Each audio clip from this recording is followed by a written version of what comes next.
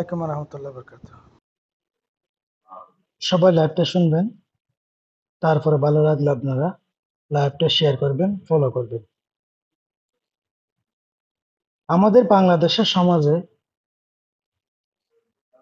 এইরকম যদি চাঁদাবাজ অন্য চাঁদা নিয়েছস করে কেন? দেয়, আমি গরিবের আপনারা ছেলে এরকম ভাই, গাছে বাঁধি লোভ সামলাতে পারি নাই।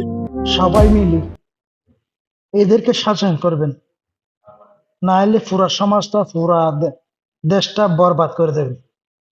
সেজন্য বলছি, আমাদের বাংলাদেশে সমাজে এবং প্রতিবেশী যারা আছেন, এরকম যদি অবৈধ কাজ যারা করে তাদেরকে এরকম বাঁধি, চাঁদা নিব, এরকম অনেক কিছু চাইব, সেই আপনারা সমাজে যারা প্রতিনিধি আছেন তাদের কাছে অনুরোধ করছি, সবাই পাড়া মহল্লা সবাই ঐক্যবদ্ধ হয়ে, আপনারা একজন মানুষকে শাসন করতে পারবেন না, আপনারা একজন মানুষকে শাসন করতে পারবেন না যদি আপনারা সমাজে এবং পাড়া মহল্লায় প্রতিবেশী আপনাদের অবৈধ যারা কাজ করে এদেরকে এক সবাই মিলি একজন মানুষকে শাসন করতে পারবেন না। আপনি যদি শাসন করেন, হাসরের কিয়ামতের ময়দানে আপনাদের আপনাকে এবং যারা প্রতিনিধি দেন তাদেরকে আল্লাহ নিজের হাতে পরিষ্কার দেবে। তার চেয়ে বড় কথা আর কিছু আছে? আর যারা প্রতিনিধি আছেন সমাজে মহল্লায়, আপনারা যদি কেউ বাধা না দেন, তাদেরকে কি করবে জানেন? জাহান্নামের আগুনে প্রথমে আমরা যে গ্রামে চুলাত লাহরি গলায় দিই, এরকম লাহরি দেবে দিয়ে আপনাদের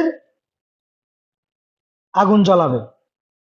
সেজন্য বলছি, আমাদের বাংলাদেশের সমাজে এবং মহল্লায় প্রতিবেশী যারা প্রতিনিধি আছেন সাবধানে কাজ করবেন, এবং আপনার পাশে যারা অবৈধ কাজ করতেছে আপনারা যদি শাসন না করেন, হাসরের কিয়ামতে আপনাদের দিয়ে লাকড়ি চুলাতে আগুন জ্বালাবে। সেটা মনে রাখবেন। আমার কথাগুলা সবাই লাইভটা শেয়ার করবেন, ফলো করবেন। যে হোক না কেন, সে আপনার ভাই হোক, আপনার ছেলে হোক, আপনার প্রতিবেশী হোক, কাউকে আপনি বই পাবেন না। যদি আপনি অবৈধ কাজ করে দেয়, এর যদি আপনি যদি শাস্তি দেন সবাই মিলি, তখন হাসরের মাঠের মাঝে আল্লাহ পাক নিজের হাতে পরিষ্কার দেবে। তার সে বড় কথা আর নাই। চিন্তা করে দেখেন আমি কি বলছি। সবাইকে বলছি, আপনারা ভালো হয়ে যান। সমাজে প্রতিনিধি আপনারা মরিব চিন্তা ভাবনা করেন। আপনাদের এক এক ট্যাং এক পাই কবরে চলে গেছে, আরেক পাই দুনিয়াতে। আমাদের সবাইকে মরে যেতে হবে, এই দুনিয়া ছেড়ে চলে যেতে হবে। আমার ছোট ভাই বেরাদার অনেক মরে গেছে, আমার চাচা, আত্মীয় স্বজন, পাড়া প্রতিবেশী মহল্লা সবাই মরে গেছে। আমরা বেঁচে আছি, আমরা কখন যাই জানি না। সেজন্য বলছি, ভাই হল, বন্ধু হল, আপনারা মন দিয়ে কথাগুলো শুনবেন। কারো মনে কষ্ট আসতে পারে, কষ্ট আসলে আমার কিচ্ছু করার নাই। আমি সত্যি কথা বলতেছি আপনাদের, আমি সত্যি কথা বলতেছি। কিন্তু আল্লাহ পাক আমাকে বড় একজন মুহাদ্দিস বানায় নাই, তবে আমার মাথায় এটা আসে, আল্লাহ পাক যদি একজন বড় মুহাদ্দিস বানাইতো, সারা পৃথিবীতে আমি নিজের হাতে দমন করতাম। আল্লাহর কসম,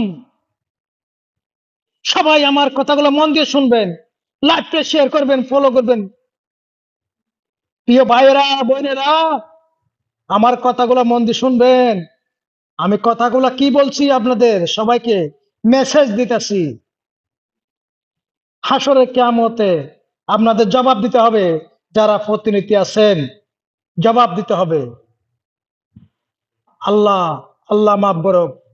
আল্লাহকে সবাইকে সবাইকে আপনাদের সবাইকে বুঝার তৌফিক দান করুক। আলহামদুলিল্লাহ। আসসালামু আলাইকুম রহমতুল্লাহ বরকাতুহ।